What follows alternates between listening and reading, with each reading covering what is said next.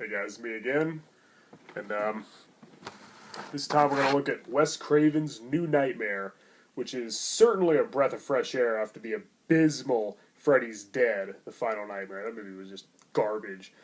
This one's a huge improvement. Now the thing about Wes Craven's New Nightmare is, ask any horror fan about this movie, and usually, more often than not, very commonly actually, they'll tell you that it's either their second favorite next to the original, or it's their favorite of the whole series, and they like it better than the original, better than all the other movies. Sometimes they'll even say it's their third favorite after 1 and 3, but more often than not, this is usually people's second favorite, I've found. Now, I've never agreed with that. I think that the first 4 movies, I think I prefer the first 4 movies to this one. Certainly parts 1 and part 3. Which most people think this one's second best. Now, when I was younger, I never really cared for this movie all that much. It's not a bad movie. It's a very good movie. It's very well directed, well written, well acted. I just didn't care for the premise. According to this movie, all the other movies are movies. It's kind of a meta thing going on. Kind of a meta reality. Yeah, that's right. In this movie, Wes Craven and Robert Englund and Heather Langenkamp and John Saxon are real people who worked on a movie together. Wes Craven directed The Nightmare on Elm Street, and that's in this movie. It's all reality. It's like all in real life. And Freddy never existed. There never was a child murderer who got burned alive and came back in people's dreams. It didn't happen that way. So it's interesting because, Heather Langenkamp appears as herself, and she was the actress that played Nancy, according to this movie. It's kind of confusing, I guess.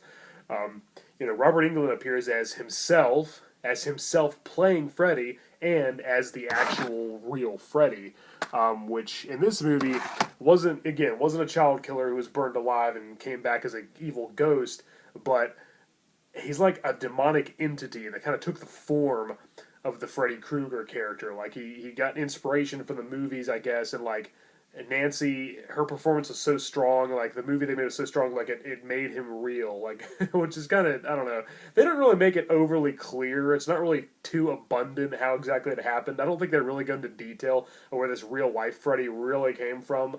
Maybe they did. I haven't seen this one in a while. I haven't watched that much. But yeah, as I said, this isn't really one of my favorites. Again, it's not a bad movie. There's a difference between a movie that sucks and a movie that you don't really care for because it's just not your cup of tea. You just don't care for the premise. And this is the latter. However, it has grown on me a lot in recent years. And it is, again, it's very well made, very well done. It's a lot more serious. It's definitely probably what we needed after Freddy's Dead. It made Freddy scary again. It totally revamped the character. It resurrected the franchise. It breathed new life into it. It gave it a much-needed jolt of life. So yeah, it was probably the necessary thing to do. Again, I just don't really like how, when I watch this movie, according to this film, all my favorite Freddy films are movies. They didn't really happen. They don't exist. They just exist as films, but it's not really a big deal. The thing is, it's kind of an interesting concept. And Freddy looks really wicked cool too. He's got like almost like skeletal, like the bony fingers with the the knife-like claws on him, and his face is really done. He wears a trench coat. He has a whole new look, and he is definitely terrifying again. He doesn't really make any jokes this time. There's a few parts that are kind of weird and silly, and it's like a weird effect that kind of remind me of the other sequels. Very few. But most of all, it is great to see Heather Langenkamp again. Her character Nancy was killed off in part 3, so I guess this is kind of the only way they could think of to bring her back. And seeing John Saxon as John Saxon, seeing Wes Craven as Wes Craven, and then of course Robert Englund, who's like an artist in this movie, and he paints all the time, which is cool. And even he's haunted by the real life Freddy, which is interesting. Definitely a meta thing going on. And this movie's definitely better than Part 5 and Freddy's Dead. But I find myself enjoying like the first 4 movies a little more. I find them more entertaining, and like I think that I like that it's a continuation. All the movies fit together. And this movie, it just it's an all new thing. It's an all new story. It's set like outside the continuity of the rest of them. The rest of them didn't even happen. And so, I don't know, I guess I just never really cared for that. But again, it's very well done. If I get any comments saying, you don't like this movie, what's wrong with you? You said this movie sucked, then you're not paying attention, because I said this is a good movie, and I do like it. It's just, yeah, I guess not really wanted. But again, it probably was the necessary direction to go in after Freddy's Dead pretty much killed the franchise. And I appreciate that Wes Craven actually came back to return to his excellent Freddy Krueger character that he created. Yeah, so it's kind of like a reunion of sorts of like the first movie, the cast and crew, which is cool, and it's kind of cool to see them talking about their work. I kind of wish they talked about the sequels a little more too. I thought that would have been kind of interesting. But yeah, it's a very compelling watch. And Heather Langenkamp is the star. She plays herself. She plays Heather. I will say that her son, played by Miko Hughes, annoyed me. He just really irritated me. He grated my nerves. And I loved Miko Hughes in Pet Sematary. He was good there, but like he's a little older here, obviously. And I can't stand horror movies where the kids know what's going on and they're so much smarter than the adults, and the adults are like, huh? What's going on? The kids are like, it's okay, mommy, this evil, hideous demon just wants to play with us. Like, our kids aren't stupid. But they also aren't knowledgeable. They don't know everything that's going on. They always make movies where, Miko Hughes, his character, he knows everything that's going on, and Heather Langenkamp's like clueless. I hate when they do that. It's so stupid and cliche when the kids are smarter than the adults and they automatically know everything. I can't stand that. And especially when they give the kids psychic powers. Do not make your kids psychic in a horror movie, because that will piss me off every time, and it automatically takes several points off. I hate when they do that shit. But yeah, there's some really cool, creepy scenes. Again, Freddy's look is awesome. The trench coat, a scene in a nurse's office, which really stands out. It's pretty cool. Heather and her son have this little like clubhouse type thing under blankets, a little tin. It's like the son's his safe haven from Freddy. He does have nightmares of Freddy. And yeah, Freddy's in the real world this time. He's not killing people in their dreams and taking their souls anymore. It's definitely more focused, a little less silly and convoluted than some of the sequels. And I realize it probably is technically a better movie than most of the sequels, even though the ones that I like. It's probably technically more well-made, well-directed, all that stuff. Great acting, and more serious, and probably done with more passion.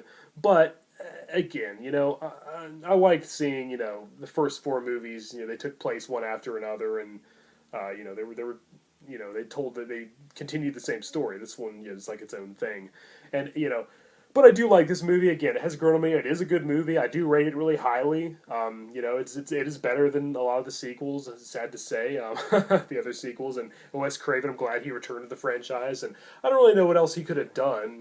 When you think about it. I mean, when would he ignored 4, 5, and 6 and continued from Part 3, or ignored all the sequels and continued from Part 1? I think it was kind of interesting that within this movie, all those are movies again.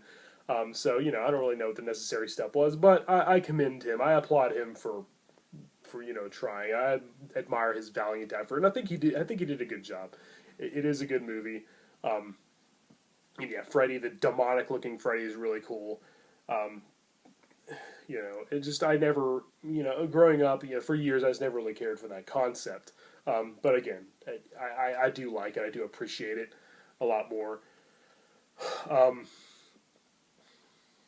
What was I going to say? I lost my train of thought. Shoot. I was going to add something else. I'll probably think of it later. But yeah, this is a good movie. I'm glad they only made one like this, though, and I'm kind of glad that, Freddy vs. Jason, when it came out all those, almost a decade later, I'm glad that it ignored this one and it went back to the original continuity. I think Freddy vs. Jason kind of ignores, I think everything after Part 3. At the beginning, it shows clips from the first 3 movies, and, I think that's how it ended. Freddy's, remains got buried and hallowed ground, then he returned for Freddy's Dead. Keep in mind, I'm not reviewing Freddy's Dead because I already reviewed it. It's not going to be part of this Nightmare on Elm Street marathon. I reviewed it as part of my Friday the 13th marathon, which I already did, a year ago, or more than, 2 years ago.